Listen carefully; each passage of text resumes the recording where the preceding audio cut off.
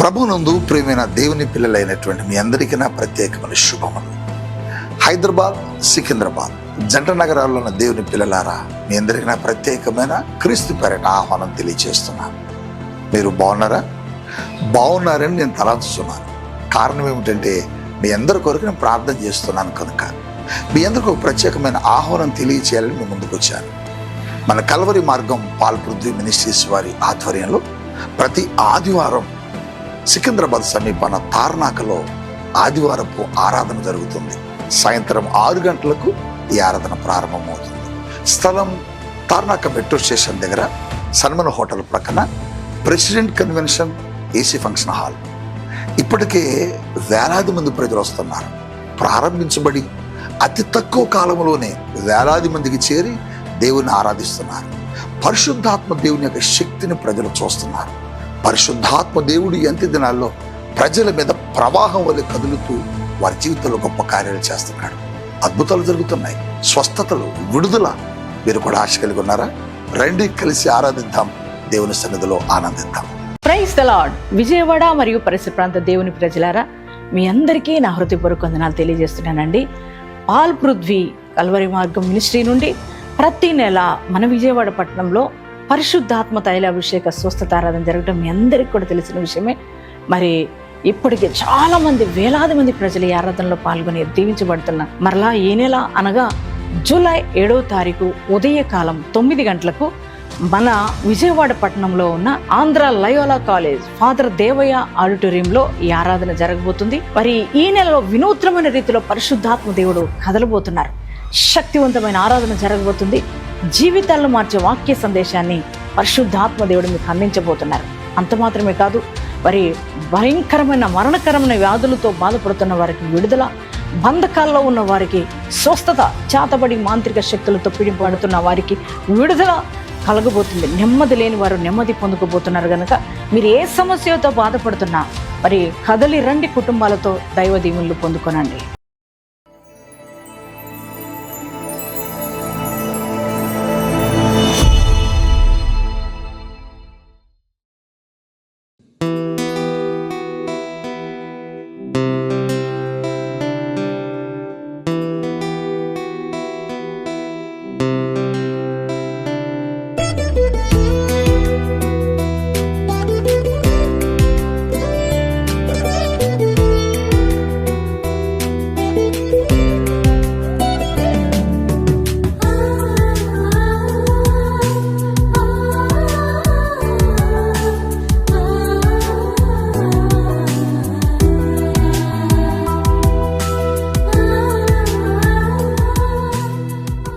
Praise the lord.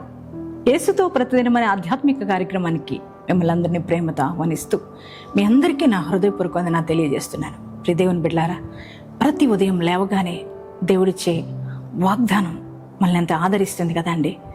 మరి నా మటుకు నేనైతే ఎంతగానో ప్రోత్సాహపరచబడుతున్నా, ధైర్యపరచబడుతున్నా. మీరు కూడా ప్రోత్సాహపరచబడి ధైర్యపరచబడుతున్నారని నేను నమ్ముతున్నా. మరి ఈ దినం కూడా దేవుడు చక్కటి శ్రేష్టమైన వాగ్దానం ప్రభు మనకిచ్చారు. ఆ వాగ్దానాన్ని చదువుకుందాం. ఇర్మియా గ్రంథము 31వ అధ్యాయము 13వ వచనాన్ని చదువుకుందామండి. వారి దుఃఖమునకు ప్రతిగా సంతోషమిచ్చి వారిని ఆదరించేదను. Praise the lord. ఎంత శ్రేష్టమైన వాగ్దానం ఈ ఉదయకాలం నీ ప్రభు నీతో మాట్లాడుతున్నారు. ఆయన అంటున్నారు, వారి దుఃఖమునకు ప్రతిగా సంతోషాన్నిచ్చి ఆదరిస్తానని. ప్రియ దేవుని బిడ్డ, ఈ ఉదయకాలం నీ పరిస్థితులు ఎలా ఉన్నాయి? ఆర్థిక పోరాటాల్లో నలిగిపోతున్నావా? అనారోగ్య సమస్యలు వెంటాడుతున్నాయా? అప్పు బాధల్లో నలిగిపోతున్నావా? నిందలు, వేదనలు, నిరుద్యోగ సమస్య, బిడ్డలు లేని పరిస్థితి, కోర్టు కేసులు, ఈ రీతిగా కుటుంబంలో అనేక రకాల సమస్యలు అలుముకుంటున్న వేళ మరి ప్రతిరోజు ఏడుస్తూ, దుఃఖపడుతూ, సంతోషం అనేది లేక మరి కన్నీరు కారుస్తూ వేదనతో కృంగిపోయి ఉన్నావేమో. ప్రియ సహోదరి, సహోదరుడా, ఈ ఉదయకాలం నీ ప్రభువు నీతో మాట్లాడుతున్నారు. నీ జీవితంలో ఉన్న దుఃఖాన్ని ఏ మనుషుడు తీయలేడు. నీ జీవితంలో సంతోషాన్ని ఎవరు ఇవ్వలేరు. కానీ నీ దేవుడు నీతో మాట్లాడుతున్నారు.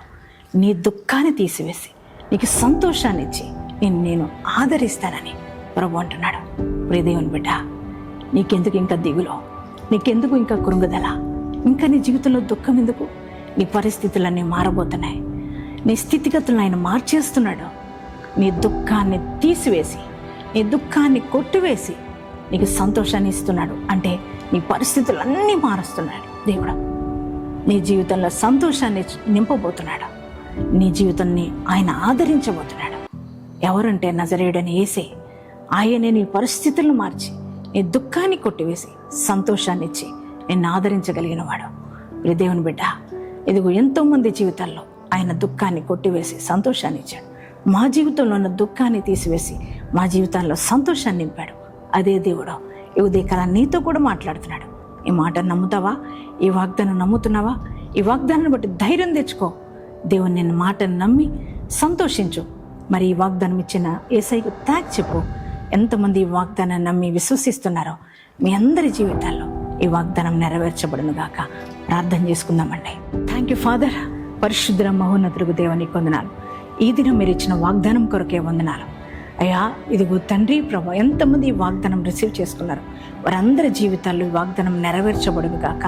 అయ్యా, వారి కుటుంబాల్లో ఉన్న సమస్యలన్నీ పరిష్కరించండి అయ్యా. అవి కుటుంబ సమస్యలైనా, వ్యక్తిగత సమస్యలైనా, ఆర్థికపరమైన సమస్యలైనా అయ్యా, అప్పు బాధలైన, అనారోగ్య పరిస్థితులైనా, ఇదిగో నాయన ఏ పరిస్థితులను బట్టి అయ్యా నాయన వారు కృంగిపోయి ఉన్నారో, దుఃఖంతో ఉన్నారో, విచారంతో ఉన్నారో నువ్వు ఎరిగి ఉన్న దేవుడు అయ్యా.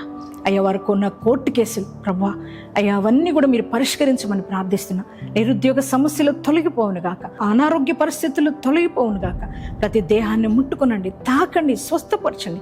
అప్పు బాధల నుంచి విడుదల దయచేయండి అయ్యా. నాయన ప్రభా అయ్యా, జాబ్స్ కోసం ప్రయత్నిస్తున్న వారికి మంచి ఉద్యోగాలు దయచేయండి ప్రభా. నాయన తండ్రి, నన్ను సంతానం లేని వారికి సంతానం అనుగ్రహించండి.